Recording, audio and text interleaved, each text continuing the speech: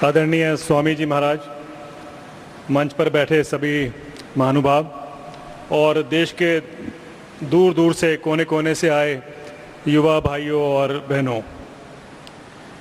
अभी राजगोपाल जी बता रहे थे कि गरीब आदमी जो होता है वो एक वक्त का भी खाना खा लेता है तो उसको ये महसूस नहीं होता कि 3 वक्त का खाना मुझे चाहिए। शायद यही एक कारण था कि सरकार खाद्य सुरक्षा बिल लेके आई, जिसमें उसने कहा कि चलो 5 किलो में ही गुजारा हो जाएगा आदमी का, क्योंकि उसको तो आदत है भूखे रहने की, तो 5 किलो से ही उसका गुजारा हो जाएगा। ये खाद्य सुरक्षा बिल का तो मुझे मालूम नहीं, लेकिन एक सुरक्षा मैं जरूर जानता हूं जो सारे देश में हो गई है, वो है शराब की सुरक्षा। अभी हाल में मैं केरला में त्रिवेंद्रम से कुटनाड की तरफ जाना था मुझे।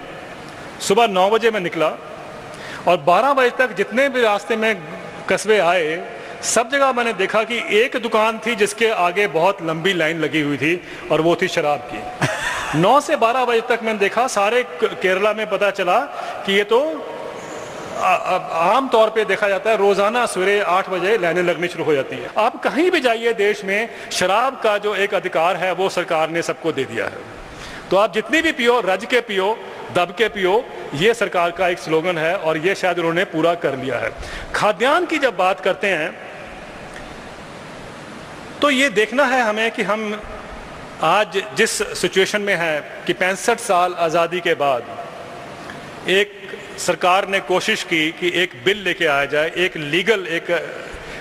लीगल इंस्ट्रूमेंट हो, यानी एक लीगल हथियार हो आपके पास, कि अगर आपको भोजन नहीं मिलता है, अगर आपको अपना आहार नहीं मिलता है, तो एक ये आपका अधिकार है, आप उसको शोर मचा सकते हैं। जब आप कहेंगे तो सरकार के ऊपर एक तरह का दायित्व बन जाता है कि वो आपको जरूर वो खाना पहुंचाए। देखने में अच्छा लगता है, ये अच्छा लगता है कि वे 50 साल के बाद, 65 साल के बाद सरकार ने कम से कम ये सोचा कि भूखे आदमी को आपको आहार देना है, उसको अनाज देना है। लेकिन थोड़ा अगर हम उसको और गहराई से जानने की कोशिश करें तो पता चलता है कि ये देने की तो बात ठीक है जो हम दे रहे हैं, क्योंकि इलेक्शन नज़दीक आ रही है तो हर पॉलिटिकल पार्टी कोशिश करती है कि जितने से जितना जल्दी लोगों को एक भ्रम में रखा जाए और ये एक दावा कर दिया जाए कि देखो अब तो हम आपको आपका अनाज भी देंगे, तो लोग शायद इस बात से उनको वोट करेंगे। शायद ये हो भी सकता है। हमारे देश में ये सब बहुत जनता पता नहीं क्यों इस बात को नहीं सोच पाती कि इसके पीछे अभिप्राय क्या है, लेकिन ये होता है। लेकिन ये हो क्या रहा है सारे देश में, क्यों हमारे देश में ये सब चीजें होने की जरूरत है? 65 साल आज़ादी के बाद आज दुनिया में जितने भी भूखे लोग हैं उसके 1/3 भूखे जो हैं वो भारत में पाए जाते हैं। यानी अगर भारत अपनी भूख को मिटा ले तो दुनिया की बहुत सारी भूख की प्रॉब्लम जो है वो खत्म हो जाती है। पिछले तकरीबन 15 साल में एक यूनाइटेड नेशंस का, संयुक्त राष्ट्र का एक प्रोग्राम चला, मिलेनियम डेवलपमेंट गोल्स। उसके अंतर उन्होंने कहा कि अगले 15 साल में, जो कि 2015 में खत्म हो जाएगा, उसमें कहा गया कि जो भी देश हैं सबको अपनी भूख को आधा कम करना है। अगर आपके देश में 65 करोड़ लोग हैं तो आपको कम से कम 30 करोड़ कम करने हैं पिछले अगले 20 साल में, ये कहा गया। और अभी उन्होंने आंकड़ा पेश किया, उसमें 38 देश ऐसे हैं दुनिया के जो अपने यहाँ, उनके यहाँ जितनी भूख है उसको आधा खत्म कर देंगे 2015 तक, जिसमें बांग्लादेश भी है, इंडोनेशिया भी है, जिनकी बहुत बड़ी जनसंख्या है, लेकिन भारत का उसमें कहीं नाम नहीं है। दुनिया में जितनी भी भूख कम हुई है ये लोकतंत्र में नहीं हुई है। बड़ा अफसोस ये है कि उन 2 मुल्कों में हुई है ज्यादा से ज्यादा, जो कि कम्युनिस्ट या सोशलिस्ट जिसको हम कहें वो मुल्क है, जहां पर लोकतंत्र नाम की चीज नहीं। सबसे ज्यादा भूख मिटाई गई है तो चीन ने मिटाई है, और चीन में आप जानते हैं लोकतंत्र नहीं है। और थोड़ी सी भूख अगर मिटाई है तो वियतनाम ने मिटाई है, जहां भी आप जानते हैं कि जो सिस्टम है डेवलपमेंट का पॉलिटिकल, वो हमारे जैसा नहीं है।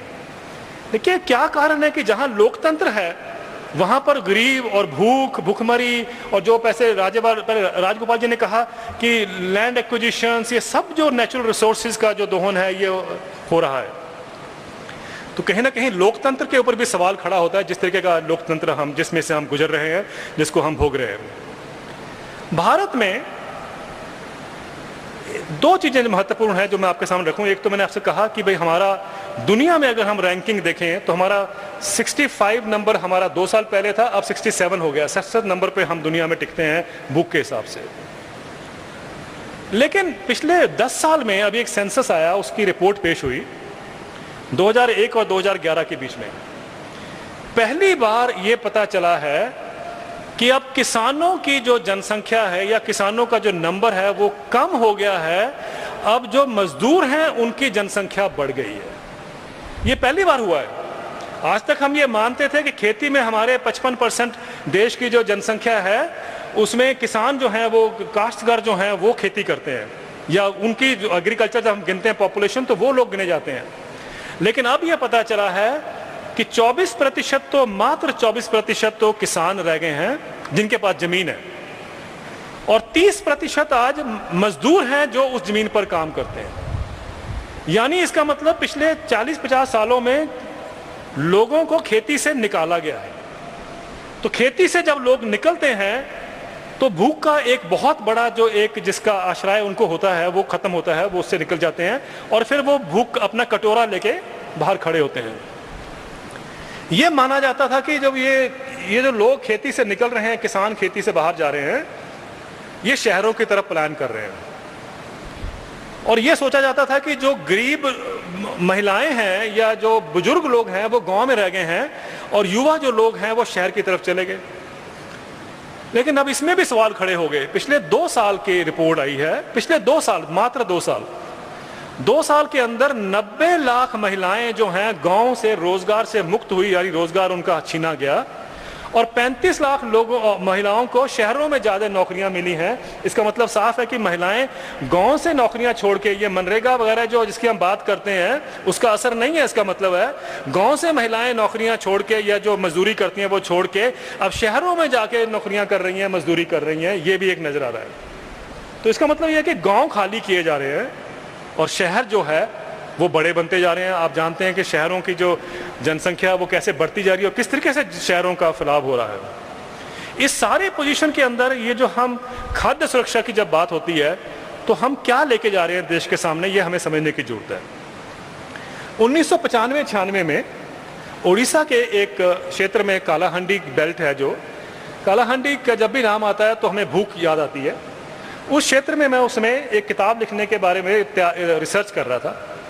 तो मुझे वहाँ एक कलेक्टर साहब ने बताया बोलांगीर के कि यहाँ पर एक ऐसा गांव है और उसके पास कुछ 15-16 और भी गांव हैं जिन्होंने कभी भूख देखी ही नहीं।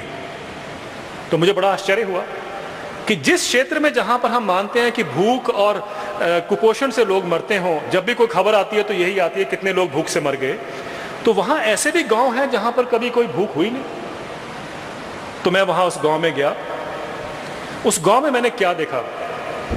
उस गांव में मैंने देखा कि वहां के जो बुजुर्ग लोग थे उन्होंने 15, 20, 25 साल पहले ये सोचा कि ये जो सब कुछ जो हो रहा है हमारे समाज में, सरकार के ऊपर हम सब कुछ मान के चलते हैं, सरकार ही हमें भोजन दे, सरकार ही पानी दे, सरकार ही हर एक चीज का अधिकार दे, इससे काम नहीं चलेगा। उन्होंने क्या किया?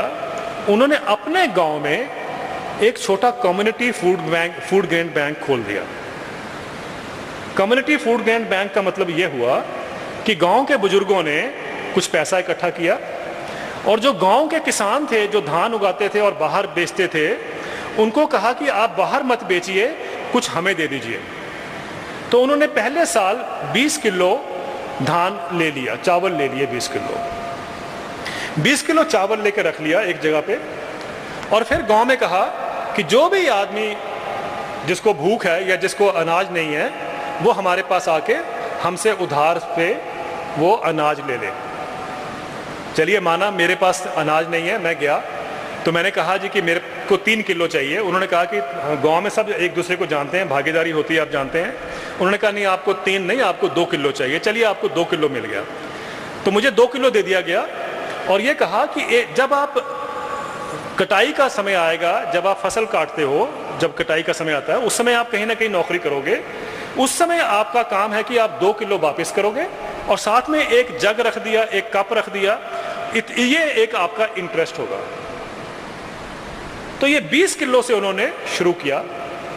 उस गांव में मैं 15 साल बाद फिर गया जब साइक्लोन हुआ, और मुझे हैरानगी हुई उस गांव में देख के कि उस गांव में वो जो ग्रेन बैंक 20 किलो से शुरू हुआ था, उस गांव में 250 क्विंटल का ग्रेन बैंक था।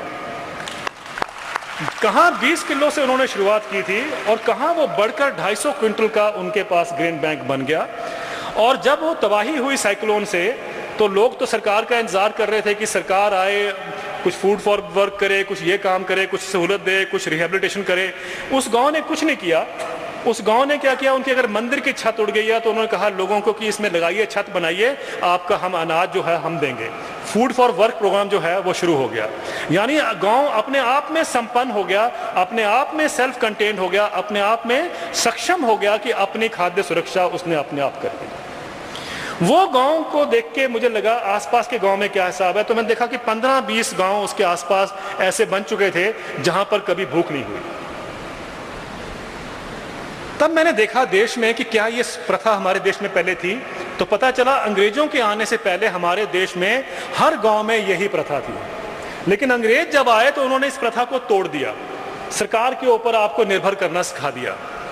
उसका रिजल्ट ये हुआ कि हम लोग ये भूल गए। अगर आप कभी पटना जाएं, पटना में एक शहर में ही एक गोला है, बहुत बड़ा गोला है, वो फूड ग्रेन बैंक है, वो देख के आइए। उसमें एक टाइम पर अनाज रखा जाता था जो सारे इलाके की रिक्वायरमेंट को पूरा करता था। तो ऐसे मैंने देखा कि इस देश में कम से कम 100 जगह पर मैं जानता हूं जहां पर गांव की खाद्य सुरक्षा या उस ब्लॉक की खाद्य सुरक्षा लोगों ने अपने आप ही इख्तियार की, अपने आप ही उसको एड्रेस किया। मेरा ये हर बार कहना है कि इस देश में 6.5 लाख के करीब गांव हैं, जिसमें से 5.5 लाख गांव ऐसे हैं जहां पर अनाज पैदा होता है। क्यों ना हम एक ऐसा खाद्य सुरक्षा बिल लेके आए, एक ऐसा खाद्य सुरक्षा का मॉडल लेके आए जहां पर हर गांव या हर ब्लॉक में अपने ही लेवल पर वो अपनी खाद्य सुरक्षा को अपना पूरित कर ले। क्यों नहीं अपने ही लेवल पे करने, क्यों वो दिल्ली के ऊपर डिपेंड करें कि 5 किलो आएगा तब हमारा पेट भरेगा।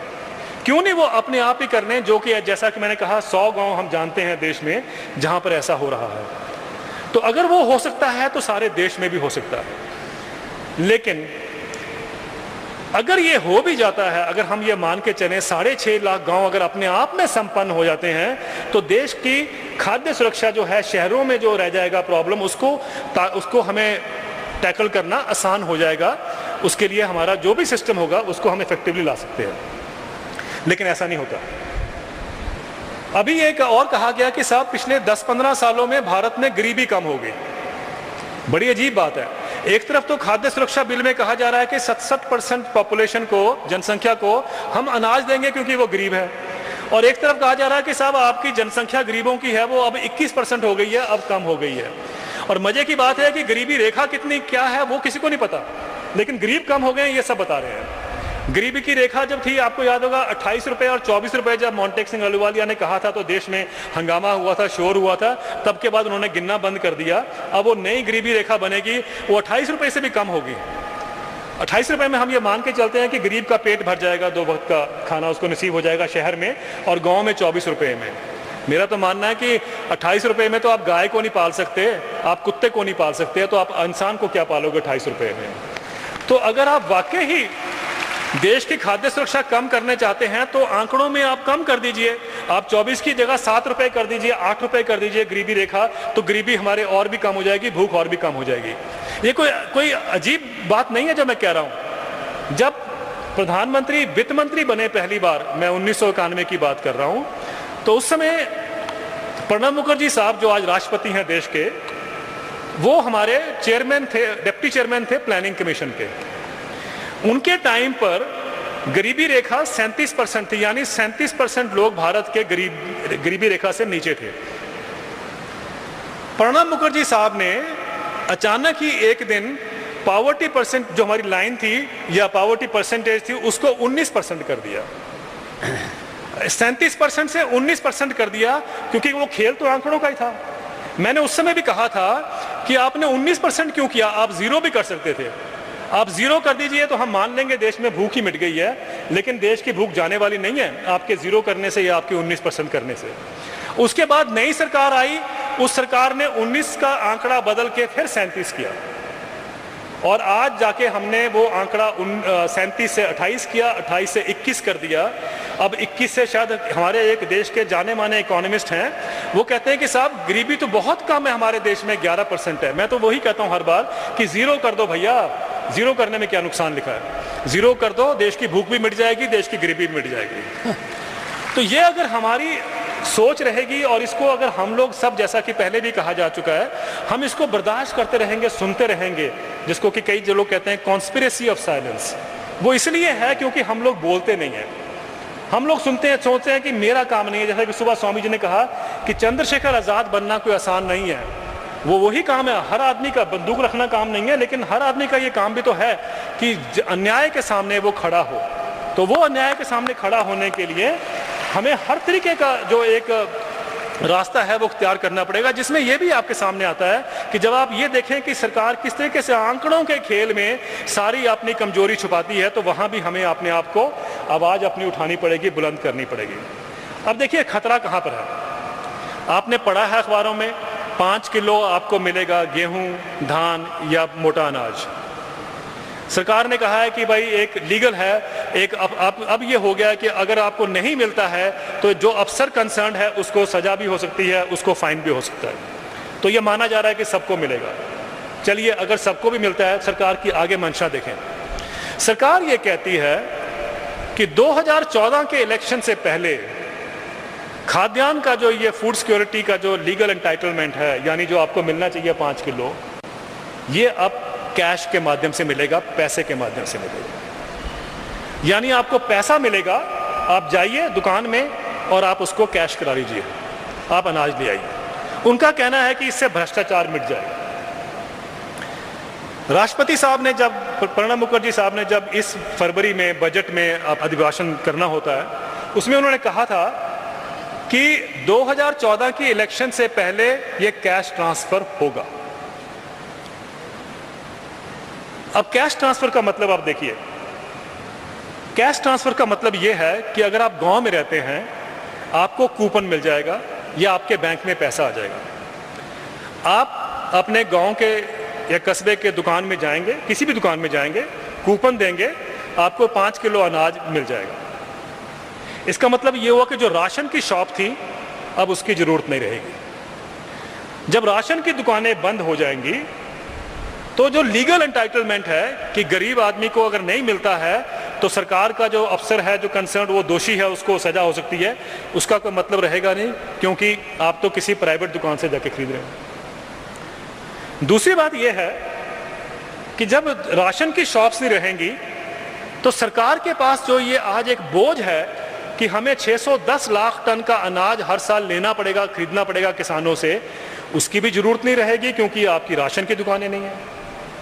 जब राशन की दुकानें नहीं है तो प्रोक्योरमेंट करने की भी जरूरत नहीं है। जब प्रोक्योरमेंट करने की भी जरूरत नहीं है तो मिनिमम सपोर्ट प्राइस की भी जरूरत नहीं है। आप देखिए कितना बड़ा खेल है। और ये कोई हवा से बात नहीं, हवा में बात नहीं हो रही है। सरकार के अपनी जो चेंजेस हो रही हैं उसमें 2 चेंजेस बड़ी इंपॉर्टेंट है। सरकार कहती है कि हम किसानों से हर साल 80-90 मिलियन टन यानी 800 से 900 लाख टन का अनाज जो है खरीदते हैं। ये हमारे बस की बात नहीं है। हम उतना ही खरीदेंगे जितनी हमें जरूरत है, जो देश को जरूरत है वो है 200 लाख टन के करीब, यानी बाकी जो है वो बाजार के हवाले छोड़ दिया। तो प्रोक्योरमेंट कम हो गई, एक तो सरकार ने खुद मान लिया, उधर कैश ट्रांसफर होगी। अब दोनों चीजों को आप देख के चलिए, प्रोक्योरमेंट कम होगी, उधर कैश ट्रांसफर होगी। सरकार का जो बोझ है या हेडेक है वो नहीं है अब कि आपको हर दुकान में उनको पहुंचाना है। दूसरी बात यह है, सरकार कहती है कि जो ये food corporation of India FCI के पास इतना बड़ा भंडार पड़ा, आप देखते हैं टीवी पे कि उनका अनाज सड़ रहा है सरकार का उसमें पड़ा हुआ, वो जो अनाज है वो अब जो लोगों को बांटना है, क्योंकि जब राशन शॉप नहीं रहेंगी तो उसकी जरूरत भी नहीं है, अब वो कह रही है कि इसको वायदा बाजार में लगाया जाएगा। तो एफसीआई का रोल जो है वो बदला जा रहा है। अब वो लोगों को बांटने का, अनाज पहुंचाने का काम नहीं है, अब वो वायदा बाजार में वो भी आप उसका दाम लगाएगी, वो भी खेल करेंगे, यानी आपकी जो कीमतें हैं वो और भी बढ़ेंगी। तो सरकार ने तो ये सोच लिया है। ये खाद्य सुरक्षा किसकी होगी, कैसी होगी, ये हमें समझने की बहुत जरूरत है। सबसे बड़ा इसका नुकसान होगा किसानों के ऊपर। क्योंकि आज किसान अगर बचे हुए हैं, जहां पर भी बचे हुए हैं, वो इसलिए हैं क्योंकि उनको मिनिमम सपोर्ट प्राइस यानी न्यूनतम जो मूल्य मिलता है उसके करके वो बचे हुए हैं। जहां जहां न्यूनतम मूल्य नहीं है वहां किसानों की दुर्दशा जो है सब जानते हैं। तो जब आप न्यूनतम मूल्य को हटा देंगे तो आप देखिए देश के किसानों का हाल क्या होगा। दूसरा, जैसा कि राजगोपाल जी जिस लड़ाई में लगे हैं कि लैंड एक्विजिशन, जमीन से लोगों को खदेड़ा जा रहा है, निकाला जा रहा है, जमीन से वो भी जा रही है। तो कहने का मतलब यह है कि अब एक ऐसी सिचुएशन आने जा रही है कि ना तो जमीन आपके हाथ में होगी, ना खाद्यान्न आपके हाथ में होंगी। हाँ, इसमें एक जो तबका है जिसको फायदा होगा वो है कॉरपोरेट्स यानी बिजनेस हाउसेस। अब ये कैसे फायदा होगा? कहा जाता है कि अमेरिका में जो भूखे लोग हैं उनको कूपन मिलते हैं और कूपन से जाके उनकी भूख मिटती है क्योंकि वो जाके बाजार में से लेते हैं। लेकिन ये नहीं बताया जाता कि वहां सबसे ज्यादा कूपन सिस्टम का फायदा मल्टीनेशनल कंपनियां उठाती हैं, जिसमें Coca Cola, Pepsi Cola, Nestle, even banks, JP Morgan Chase, ये सब लोग, वॉलमार्ट, ये सब लोग जो है वो पैसा सरकार से लेते हैं, वो सब्सिडी उनको जाती है, वो आगे जाके सब्सिडाइज फूड जो है वो दुकानों में उपलब्ध कराते हैं। और वही कंपनियां भारत में भी जोर डाल रही हैं कि साहब यहां पर कूपन आए ताकि कल से रिलायंस भी अपना फूड सिक्योरिटी करेगी और मेट्रो भी करेगा फूड सिक्योरिटी, भारतीय टेलीकॉम भी करेगी, एयरटेल भी करेगा, ये सब की सब कंपनियां आगे से फूड टेल करेंगी और फूड सिक्योरिटी करेंगी। तो कहने का मतलब यह है कि इनके पीछे ये समझने की जरूरत है जो वहां हो रहा है वही यहां हो रहा होगा। और वहां भी किसानों को खदेड़ा गया है बाहर खेती से। आज अमेरिका में किसान सिर्फ 7 लाख किसान रह गए हैं, 1% जनसंख्या से कम रह गए हैं। और भारत में भी अब कोशिश यही है कि किसानों को खेती से बाहर निकाला जाए। जितने किसानों को आप खेती से बाहर निकालोगे उतना सरकार की खाद्य सुरक्षा का जो बोझ है बढ़ता जाएगा, क्योंकि ये लोग जब जमीन से निकाले जाएंगे तो इनकी खाद्य सुरक्षा, इनको भी भूख का कटोरा लेके सामने खड़ा होना पड़ेगा। क्या इसका कोई इलाज भी है? इलाज है एक छत्तीसगढ़ जिले ने, छत्तीसगढ़ जो स्टेट ने किया है। छत्तीसगढ़ का भी बहुत बुरा हाल था। छत्तीसगढ़ ने जब से ये दूसरी सरकार उनकी आ गई है, इसी के जीत के आई है, उन्होंने लोकल प्रोडक्शन, लोकल प्रोक्योरमेंट और लोकल डिस्ट्रीब्यूशन कर दी। यानी गांव में पैदा हो, गांव में ही उसको खरीदा जाए और गांव में ही उसका वितरण हो पंचायतों द्वारा और सेल्फ हेल्प ग्रुप्स द्वारा। राशन की दुकानें उन्हें खत्म करके पंचायतों को कंट्रोल दे दिया। उसका रिजल्ट यह है कि उनकी प्रोडक्शन भी बढ़ गई और उनकी 80% जनसंख्या जो है वो आज खाद्य सुरक्षा उनको पूरा इंश्योर्ड है।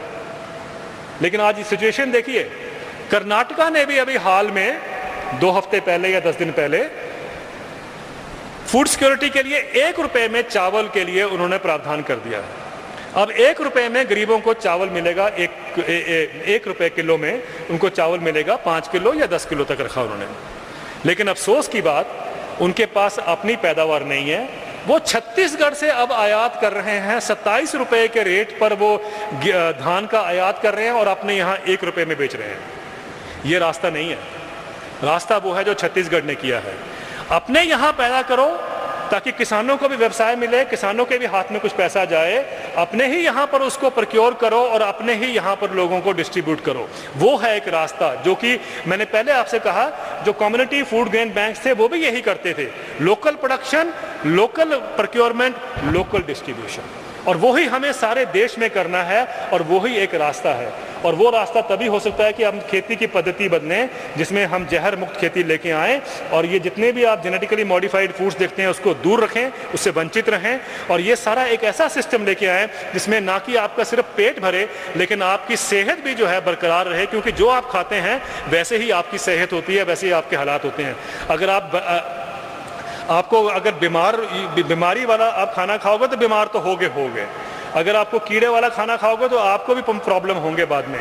तो इसलिए खाना स्वच्छ होना चाहिए, सेफ फूड खाइए और उसका ऐसा सिस्टम हम बनाएं कि गांव-गांव में, और युवा जो भाई और बहनें हैं, आपका बहुत बड़ा योगदान होगा इसमें कि अगर आप ये आवाज़ लोगों तक पहुंचाएं कि हमारे यहाँ पर हर प्रदेश में जहाँ से आप आते हैं हम लोकल प्रोडक्शन अपने ही यहाँ पैदा करें हैं। छत्तीसगढ़ से 27 रुपये में मंगाने से हमारा पेट नहीं भर सकता, हमें वहीं पर उगाना पड़ेगा और वहीं पर भरना पड़ेगा अपना पेट। और उसी से किसानों को भी और समाज को भी उससे जो है पूरी खाद्य सुरक्षा मिलेगी। तो हमें खाद्य सुरक्षा को लंबे उसमें परिवेश में देखना पड़ेगा। एक इलेक्शन के दौर पर 2014 में क्या होगा, उससे आगे चल के देखिए कि क्या हमारा देश आने वाले सालों में खाद्य सुरक्षा रह सकेगी या हम उसको खराब करने जा रहे हैं या बर्बाद करने जा रहे हैं। और ये आशा के साथ कि हमारे देश का जो युवा है कम से कम इस बात को समझेगा और चुप नहीं रहेगा, उस कॉन्स्पिरेसी ऑफ साइलेंस का हिस्सा नहीं रहेगा, अपनी आवाज़ को बुलंद करेगा। स्वामी जी, आपका बहुत बहुत धन्यवाद, और जिस लड़ाई में आप लगे हैं हम और देश आपका सारा उसके साथ है। बहुत बहुत धन्यवाद।